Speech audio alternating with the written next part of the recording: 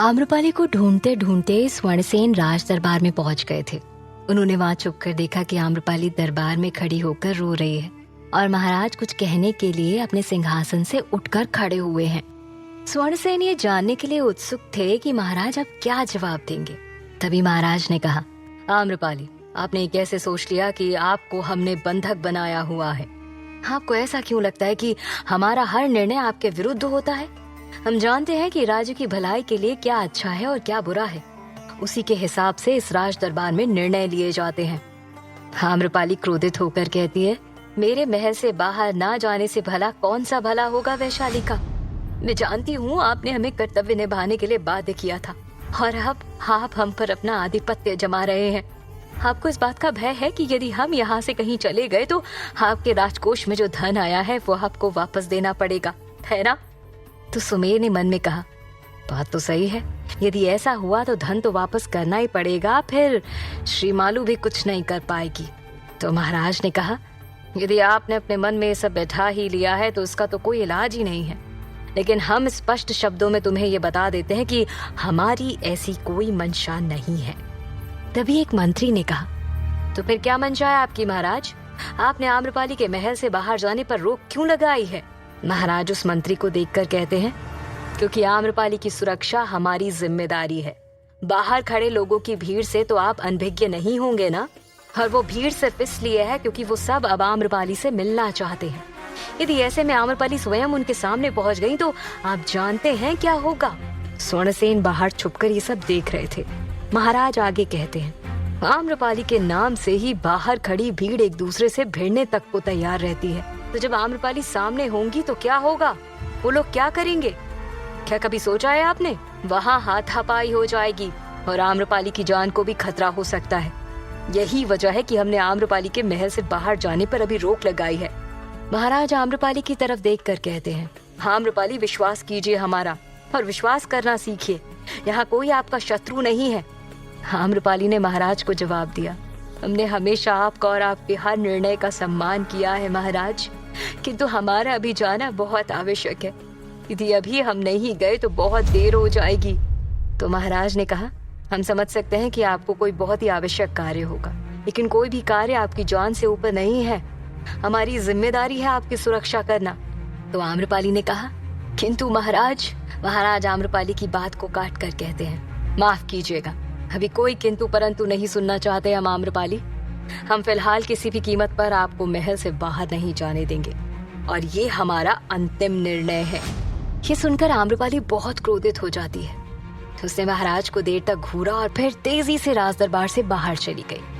आम्रपाली को बाहर निकलते देख स्वर्णसेन भी वहां से चले गए। वहीं दरबार की छत पर खड़ी महारानी ऊपर से ही ये सारा नजारा देख रही थी। वो कुटिल मुस्कान के साथ कहती हैं, आजकल महाराज कुछ ज्यादा ही अच्छा काम कर रहे हैं। जहाँ एक तरफ आम्रपाली बहुत क्रोधित थी तो वहीं दूसरी ओर राजकुमारी मुकुंदा आम्रपाली से मिलने उनके कक्ष में जा रही थी। राजकुमारी तब मन में सोच रही थी कि अगर हमें राजकाज के कार्य के सिलसिले में वैशाली से नहीं जाना पड़ता तो हम जरूर आम्रपाली को इस संकट से बाहर निकालने में सोम की मदद कर सकते थे। ये सोचते सोचते वो आम्रपाली के कक्ष तक पहुंच गई। वहां राजकुमारी मुकुंदा ने देखा कि कक्ष खाली था, उसमें आम्रपाली नहीं थी। उन्हें लगा कि वो शायद अंदर वाले कक्ष में होंगी, तो वो अंदर वाले कक्ष की तरफ बढ़ गई। दूसरे कक्ष में उन्होंने देखा कि सोम वहां जमीन पर बैठा कक्ष की सफाई कर रहा था। मुकुंदा ने मन में सोचा, आम्रपाली को खुश करने की कितनी कोशिश करता है ये सोम।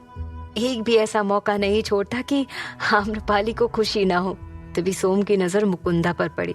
वो झट से खड़ा हो गया और कहता है, मुकुंदा जी आप? मुकुंदा जाकर सोम के पास खड़ी हो गई और कहती है, सोम, कम से कम अब तो हमारे सामने स्त्री की आवाज में ना ही बोलो। वो झिझक कर पुनः स्त्री की आवाज में कहता है, वो दरअसल। रुक कर उसने अपने गले की खराश को साफ करते हुए फिर पुरुष की आवाज में कहा, मुकुंदा जी, आपके सामने इस किरदार में रहने की आदत पड़ गई है। जैसे ही मैं एक स्त्री का वेश धारण करता हूँ, मेरे मुख से स्वतः ही स्त्री की आवाज निकलने लगती है। ये सुनकर मुकुंदा जोर से हंसती है और कहती है, सोम, एक बात तो माननी पड़ेगी कि तुम कलाकार एकदम अव्वल दर्जे के हो। सोम को कुछ समझ नहीं आया। वो प्रसन्नात्मक भाव से मुकुंदा को देखने लगा। मुकुंदा मुस्कुरा कर आगे कहती है, सोम, कोई भी पुरुष तुम्हें पाने के लिए अपनी जान भी दे सकता है। ये सुनकर सोम को शर्मिंदगी महसूस हो गई। उसने कहा, मुकुंदा जी, आप भी ना बहुत अच्छा कटाक्ष मार लेती हैं। तो मुकुंदा ने कहा, ये कटाक्ष नहीं है सोम, तुम्हारे अंदर छिपे कलाकार की प्रशंसा है। उसके आगे मुकुंदा फिर मुस्कुरा कर कहती है, सोम, वैसे बहुत से पुरुषों ने तुम्हारे सामने प्रेम का प्रस्ताव रखा ही होगा ना। भला सुलोचना जैसी स्त्री की चाहत किस पुरुष को नहीं होगी। सोम समझ गया था कि मुकुंदा आज क्या कहना चाह रही है। वो मुस्कुरा कर कहता है, अब समझा, आप हमारी टांग खींच रही हैं मुकुंदा जी। अगर सच कहूँ तो इस भेष को धारण करके मुझे कम से कम ये एहसास तो हो गया कि एक स्त्री का जीवन कितना कठिन होता है। जिधर से भी गुजरो, हर पुरुष उसे किसी न किसी चाहत की नजरों से देखता है। तो मुकुंदा ने मन में कहा, काश ये एहसास हर पुरुष को हो जाता। फिर मुकुंदा ने कहा, वैसे ये आम्रपाली है कहाँ, कहीं नजर नहीं आ रही। तो सोम ने जवाब दिया, जब से हम यहाँ आए हैं तब से वो हमें भी नजर नहीं आई। तो मुकुंदा ने कहा, ऐसे कौन से काम पर चली गई हैं जो वो इतनी देर से गायब हैं और कहीं नजर नहीं आ रही। तो सोम ने जवाब दिया, काम का तो मुझे नहीं पता, किंतु ये जरूर पता है कि वो सरना के साथ कहीं गई हैं। मुकुंदा वहीं पास में रखे आसन पर बैठकर कहती है, हाँ, प्रतीक्षा करने के अलावा और कोई रास्ता भी नहीं है हमारे पास। राजकुमारी मुकुंदा फिर आम्रपाली की प्रतीक्षा करने लगी। कुछ देर बाद सोम ने खिड़की से आम्रपाली को आते हुए देखा। आम्रपाली को आते देखकर उसे जोर से कहा, आम्रपाली जी आ गई। और ऐसा कहते हुए वो द्वार की तरफ चला गया। ये सुनते ही मुकुंदा भी आसन से उठकर द्वार की तरफ दौड़ी। आम्रपाली ने तेजी से द्वार के अंदर प्रवेश किया। पीछे पीछे सरना भी कक्ष में आ गई। आम्रपाली की आंखें क्रोध से लाल हो रही थीं और सांसें तेज चल रही थीं। सोम और मुकुंदा को समझ नहीं आ रहा था कि आम्रपाली को आखिर हुआ क्या है, वो इतनी क्रोधित क्यों है। तो सोम ने मन में कहा, अब कौन सी मुसीबत आन पड़ी है आम्रपाली पर। वो आम्रपाली के पास जाकर कहता है, क्या हुआ, सब ठीक तो है ना। आम्रपाली ने इसका कोई जवाब नहीं दिया। तो सोम ने सरना से पूछा, सरना, तुम तो आम्रपाली जी के साथ गई थी ना, तो तुम बताओ क्या हुआ। तो सरना ने कहा, देवी भानु प्रताप जी से मिलने के लिए जा रही थी, किंतु उन्हें महल के बाहर नहीं जाने दिया गया। इस बात से क्रोधित होकर देवी राजदरबार महल में बात करने गई थी, तो उन्होंने भी आम्रपाली जी को बाहर जाने से मना कर दिया। ये सुनकर सोम उदास हो गया। मुकुंदा ने सोम का चेहरा पढ़ लिया। वो समझ गई कि सोम भानु प्रताप का नाम सुनकर उदास हो गया है। तभी स्वर्णसेन ने कक्ष में प्रवेश किया। सब स्वर्णसेन की तरफ देखने लगे, किंतु आम्रपाली ने कोई प्रतिक्रिया नहीं दी। वो खिड़की के पास जाकर खड़ी हो गई। स्वर्णसेन ने देखा वहां सभी उदास खड़े हैं। स्वर्णसेन आम्रपाली के पास जाकर कहता है, चिंता मत कीजिए आम्रपाली जी। आम्रपाली कठोर स्वर में कहती है, और क्या करें, अब हम अपनी मर्जी के बिना महल के बाहर कदम भी नहीं रख सकते। उसके लिए भी हमें महाराज की अनुमति लेनी पड़ेगी। इतने प्रतिबंध लगा दिए गए हैं हम पर। आपको क्या पता महाराज ने हमारे इन प्रश्नों के जवाब में क्या उत्तर दिया। तो स्वर्णसेन आम्रपाली के सामने आकर कहते हैं, सब पता है हमें, हमने राजदरबार के बाहर खड़े होकर सब कुछ सुना था। तो स्वर्णसेन ने आगे कहा, हम दरअसल आपको एक बहुत आवश्यक बात बताने के लिए आपको ढूंढते ढूंढते दरबार तक पहुंच गए थे।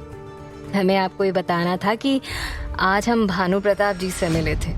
ये सुनते ही आम्रपाली ने पलटकर स्वर्णसेन को देखा। मुकुंदा, सोम और सरना भी स्वर्णसेन को देखने लगी। स्वर्णसेन ने आगे कहा, भानु प्रताप जी ने बहुत कोशिश की थी आपसे मिलने के लिए, किंतु वो सफल नहीं हो पाए। वो इस समय बहुत ज्यादा क्रोधित और परेशान है। तो आम्रपाली ने स्वर्णसेन की तरफ देखकर कहा कि सब हमारी गलती से हुआ है। हम जानते हैं भानु प्रताप जी ने हमसे मिलने की बहुत कोशिश की, बहुत बार प्रयास किया, और हमने एक बार तो उन्हें महल के द्वार से ही बाहर लौटा दिया। ये कहते हुए आम्रपाली की आंखें नम हो गईं। तो स्वर्णसेन ने कहा, ये सब आपने जानबूझकर नहीं किया आम्रपाली, परिस्थितियां ही ऐसी बन गई थी जिनकी वजह से आपने उन पर विश्वास करना छोड़ दिया था, किंतु अभी भी सब कुछ संभाला जा सकता है। तो आम्रपाली ने कहा, अब बहुत देर हो चुकी है स्वर्णसेन, अब हम इस महल से बाहर नहीं जा पाएंगे और ना ही भानु प्रताप को महल में आने दिया जाएगा। तो स्वर्णसेन ने कहा, जब एक रास्ता बंद होता है तो दूसरा जरूर खुलता है। हम कोई ना कोई रास्ता जरूर तलाश लेंगे और आपकी भानु प्रताप जी से मुलाकात कराकर ही दम लेंगे। ये सुनकर आम्रपाली को थोड़ा चैन मिला। तो वहीं सोम की उदासी और बढ़ गई। तो मन में कहता है, अभी भानु प्रताप जी से मिलने की भला इतनी क्या आवश्यकता है। तभी आम्रपाली स्वर्णसेन की तरफ देखकर कहती है, किंतु कैसे होगा ये सब स्वर्णसेन? तो स्वर्णसेन ने कहा, सब हो जाएगा। जब घी सीधी उंगली से ना निकले तो उंगली टेढ़ी करनी पड़ती है। हम आज रात ही महल से बाहर निकलेंगे। हम इसके लिए कोई योजना बनाते हैं। सम्राट से मिलने के लिए अब आम्रपाली की बेचैनी बढ़ती जा रही थी। वो मन में कहती है, हमने बहुत बुरा किया है भानु प्रताप जी के साथ, पता नहीं वो हमें क्षमा करेंगे भी या फिर नहीं। तो स्वर्णसेन ने कहा, तब तक हम भानु प्रताप जी तक एक पत्र के द्वारा ये सूचना पहुंचा देते हैं। ये कहकर स्वर्णसेन बिना देरी किए द्वार से निकल गए। एक तरफ जहां स्वर्णसेन सम्राट के पास पत्र पहुंचाने की तैयारी कर रहे थे, तो वहीं दूसरी तरफ कपाला महारानी से मिलने आई थी। महारानी आसन पर बैठी कुछ सोच रही थी। तभी बाहर से आवाज आई, महारानी की जय हो। महारानी ने उसे देखकर कहा, आओ अंदर आओ कपाला। कपाला ने अंदर आकर महारानी का अभिवादन किया। तो महारानी ने कहा, कपाला, आजकल आपके महाराज बहुत सही और सख्त निर्णय ले रहे हैं। तो कपाला ने कहा, आपकी संगति का असर है महारानी जी ये सब। तो महारानी ने कहा, हमने तो कभी सोचा ही नहीं था कि महाराज आम्रपाली को इस तरह से सख्त आदेश दे पाएंगे, लेकिन देखो आज उन्होंने ये कर दिखाया। तो कपाला ने कहा, जी, किंतु आपने वही देखा जो राज दरबार में हुआ। महारानी आश्चर्य से कपाला की तरफ देखकर कहती हैं, क्या मतलब? तो कपाला ने कहा, महारानी, युवराज स्वर्णसेन राज दरबार के बाहर खड़े होकर छुप छुप कर सब कुछ सुन रहे थे और हमें देखकर वो ऐसा दर्शाने लगे जैसे कि उन्होंने कुछ सुना ही ना हो, और हमने भी यही दिखाया कि हमने भी कुछ नहीं देखा। आम्रपाली के जाने के बाद वो भी चुपके से आम्रपाली के पीछे पीछे नीलपद महल चले गए।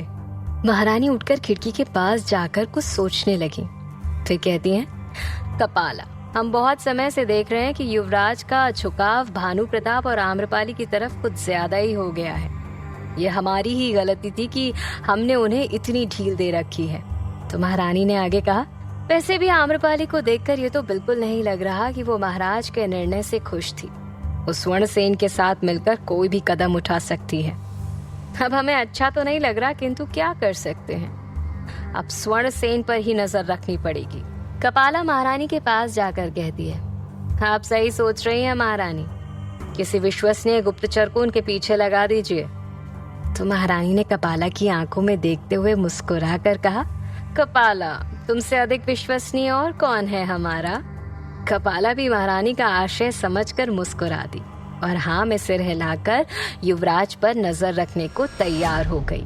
जहाँ एक तरफ महारानी कपाला को स्वर्णसेन पर नजरें रखने के लिए कह रही थी, तो वहीं दूसरी तरफ अंतनाग सम्राट के पास एक पत्र लेकर पहुंच गया था। सम्राट कुटिया में एक आसन पर बैठकर कुछ सोच रहे थे कि स्वर्णसेन क्या रास्ता निकालेंगे, क्या वो ये कर पाएंगे या फिर नहीं। तभी अंतनाग ने कक्ष में प्रवेश किया और एक पत्र सम्राट को दिया। सम्राट जल्दी से पत्र खोलकर पढ़ने लगे। जैसे जैसे वो पत्र पढ़ रहे थे, उनके चेहरे के भाव बदलते जा रहे थे। अंतनाग उनके चेहरे के भाव पढ़कर कहता है, सम्राट, ये क्या लिखा है पत्र में? तो सम्राट ने कहा, महाराज ने आम्रपाली के महल से बाहर निकलने पर पाबंदी लगा दी है। ये सुनकर अंतनाग आश्चर्यचकित हो गया। महाराज इस हद तक गिरेंगे? लग रहा है कि वैशाली का विनाश कराकर ही दम लेंगे अब ये। सम्राट ने आगे कहा, स्वर्णसेन आज रात छुपकर आम्रपाली को महल से निकालकर नदी के किनारे लेकर आएंगे। हम बहुत उत्सुक हैं अंतनाग। आज रात आम्रपाली से कई दिनों के बाद मिलने के लिए हमें अवसर मिल रहा है। अंतनाग, आज किसी भी तरह की कोई गड़बड़ नहीं होनी चाहिए। हमें सुरक्षा का विशेष ध्यान रखना होगा। अंतनाग सम्राट की आंखों में देखकर कहता है, निश्चिंत रहिए सम्राट। वहीं सम्राट की आंखों में आम्रपाली से मिलन की उत्सुकता साफ झलक रही थी। जहां एक तरफ सम्राट आम्रपाली से मिलने के लिए बेचैन थे, तो वहीं दूसरी तरफ आम्रपाली, सरना और स्वर्णसेन अर्धरात्रि के समय महल से निकलने की तैयारी कर रहे थे। वहीं दूसरी तरफ सम्राट भी अंतनाग के साथ घोड़े पर सवार होकर नदी की तरफ तेज रफ्तार से बढ़ चुके थे। उधर महल में महारानी को रात में नींद नहीं आ रही थी। क्या आम्रपाली की मुलाकात सम्राट से हो पाएगी? क्या कपाला स्वर्णसेन की ये योजना महारानी को बता देगी?